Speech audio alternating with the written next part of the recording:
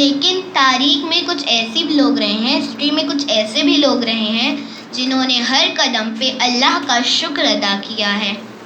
ایک بندے کا قرآن میں ذکر ہے جن سے اللہ ڈائریکٹلی کہہ رہا ہے، اے میرے بندے، تم رات رات بھر نمازیں نہ پڑھا کرو، تمہارے پیروں میں برہم پڑ جاتے ہیں، تمہارے پیر سوج جاتے ہیں۔ پھر آئیے ہم کسی کے در پہ چلتے ہیں۔ وہاں 3 دن فاقے رکھے جا رہے تھے، فقیر ان سے کھانے کو مانگتا، وہ روٹیاں دے دیتے، خود بھوکے رکھتے۔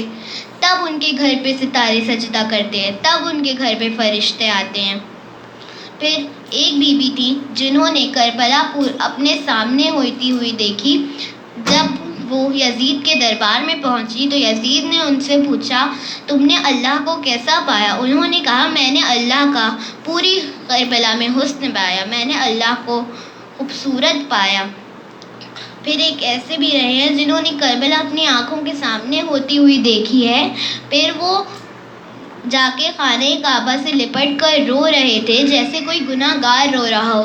جب وہاں کے لوگوں سے پوچھا گیا یہ کون ہے تو ان لوگوں نے کہا، یہ ہمارے چوتھے امام سید سجاد ہیں۔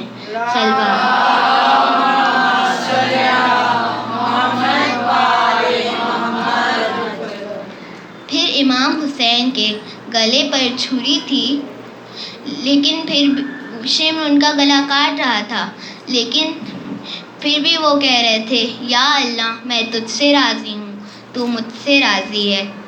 اللہ نے کہا، اے نفس مطمئنہ لوٹ آ، میں تجھ سے راضی ہوں۔ صلوات۔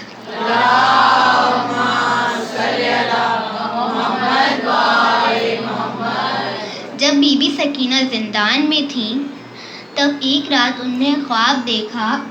انہوں نے خواب میں اپنے بابا کو دیکھا۔